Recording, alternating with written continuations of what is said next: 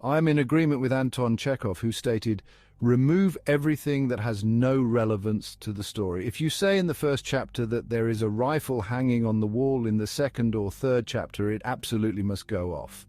If it's not going to be fired, it shouldn't be hanging there. That is what I'm going to try to do here. I will tell you the straight facts. I will not mislead you with red herrings. I'm going to explain to you why I have Xenodochiophobia so you can understand. In simple terms, I have a fear of hotels that I would like to explain to you. It all began when I decided that I needed a change of scenery. I was working a dead-end job at an office building. Each day of work was like slowly dying inside, piece by piece and bit by bit. I had my own dreams that slowly grew duller as each day passed.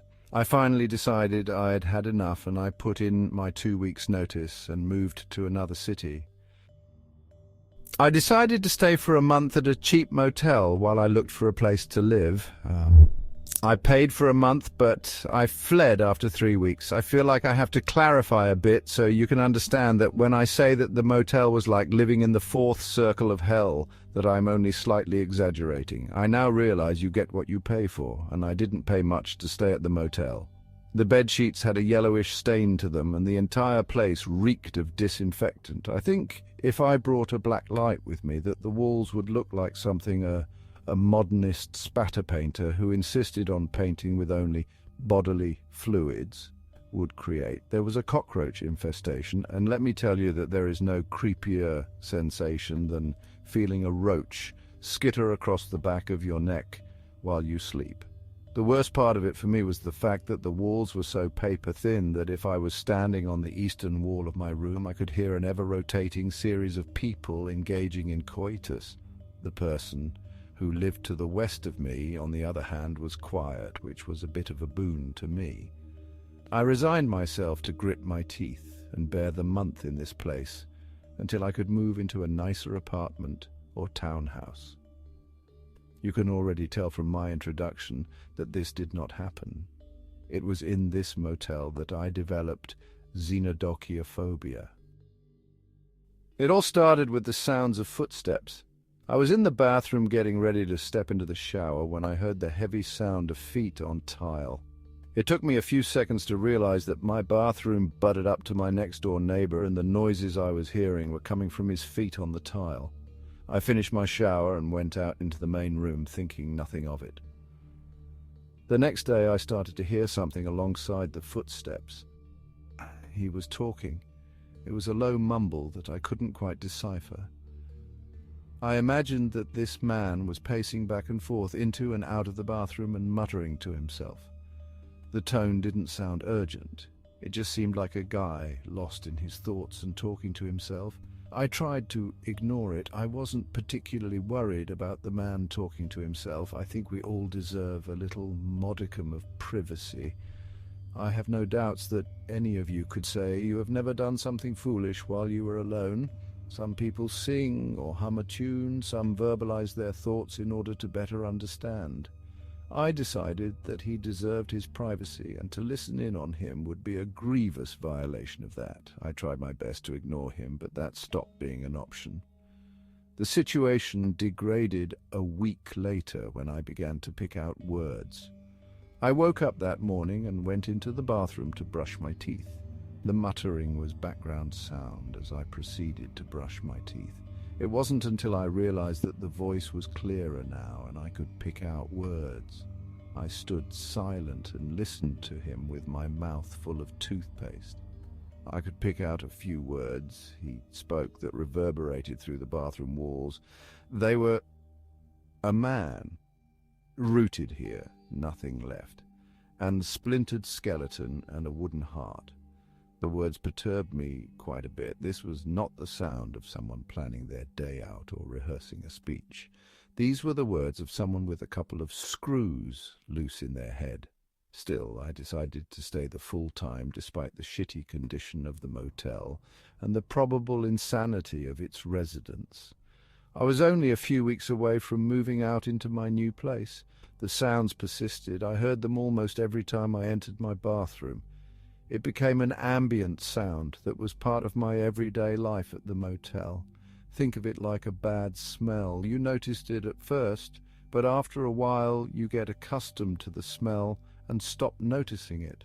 That was how I was with the voice. I adapted to hearing it, and soon it just became part of the background. I was doing a good job of ignoring it until the night of my dream. I don't typically have dreams. They are just not part of my nightscape. I close my eyes at night and wake up in the morning with nothing in between. This night was different. I dreamt I was being pursued by something that chased me down nondescript hallways. The thing could only be described as grotesque. Its limbs were bent at odd angles, like a bus had struck it. Its head was crooked and looked like it was resting sideways on top of its neck. I threw myself through a door and found myself in a bathroom. I woke up the instant it slammed shut behind me. I woke up sweating and panting heavily.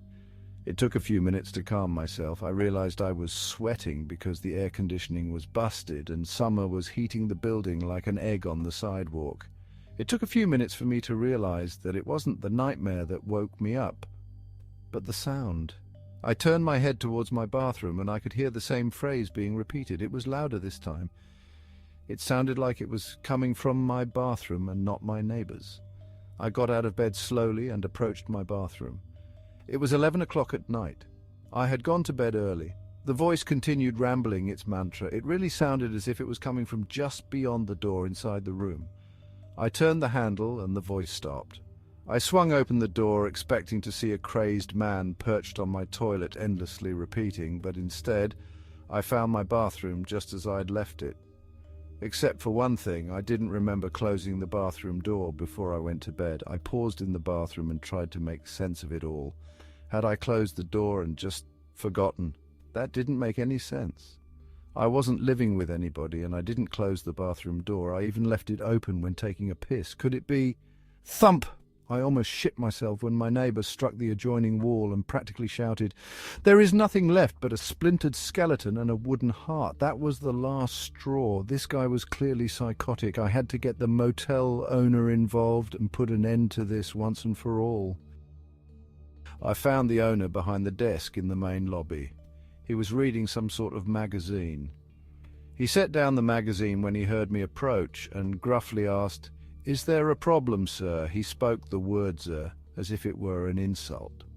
I said, "You got to do something about the tenant in the room next to mine. He's ranting and raving and I can't get him to shut up." The owner looked me dead in the eyes and answered, "Ain't no one in the room next to you. It's been vacant for weeks."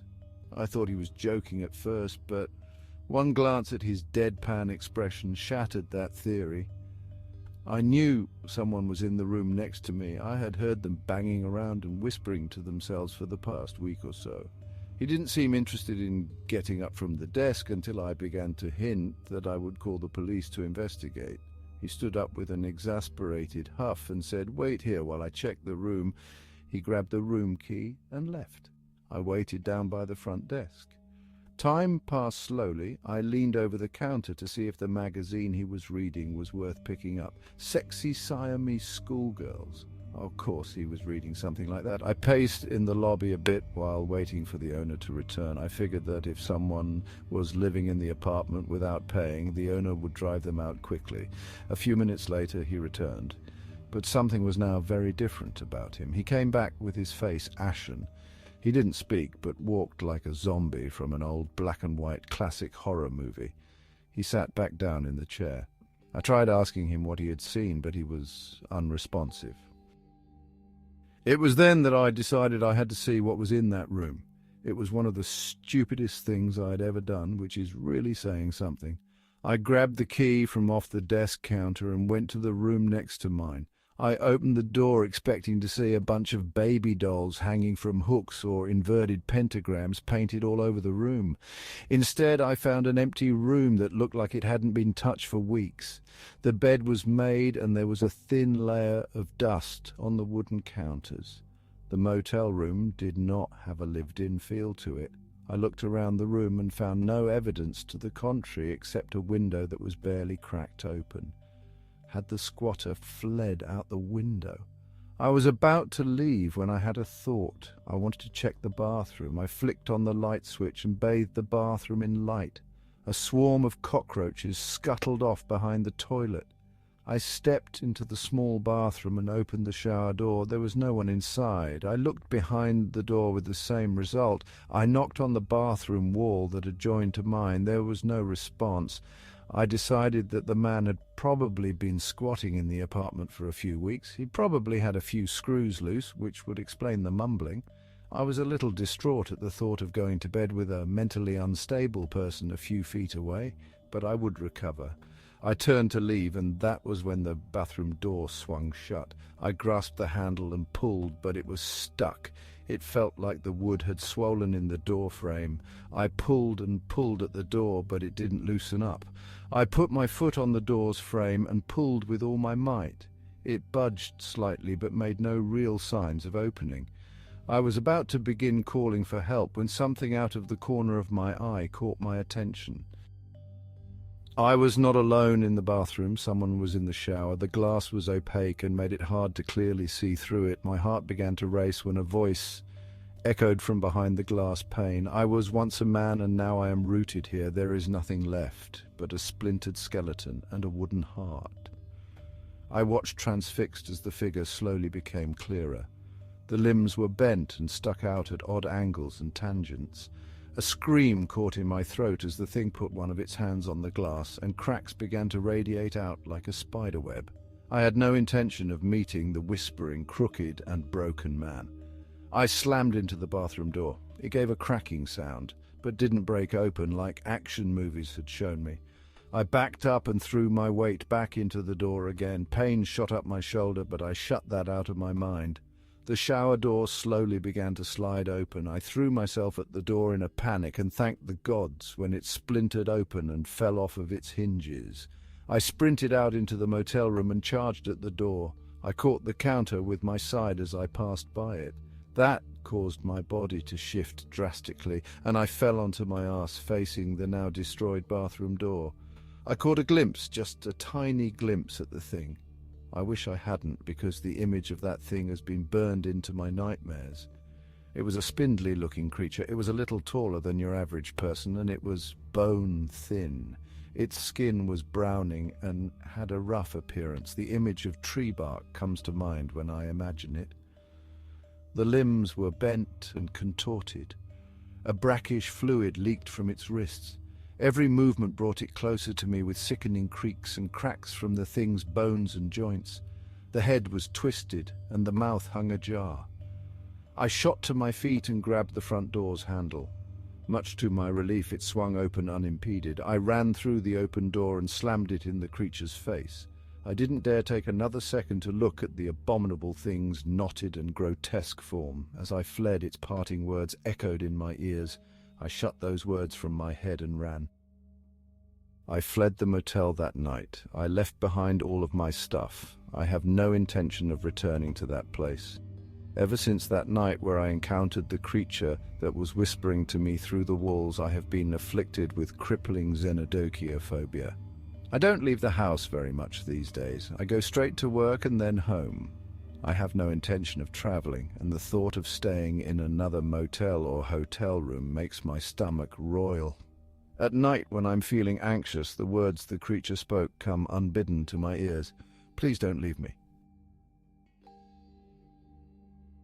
If you want to hear more spine-chilling tales, like and subscribe.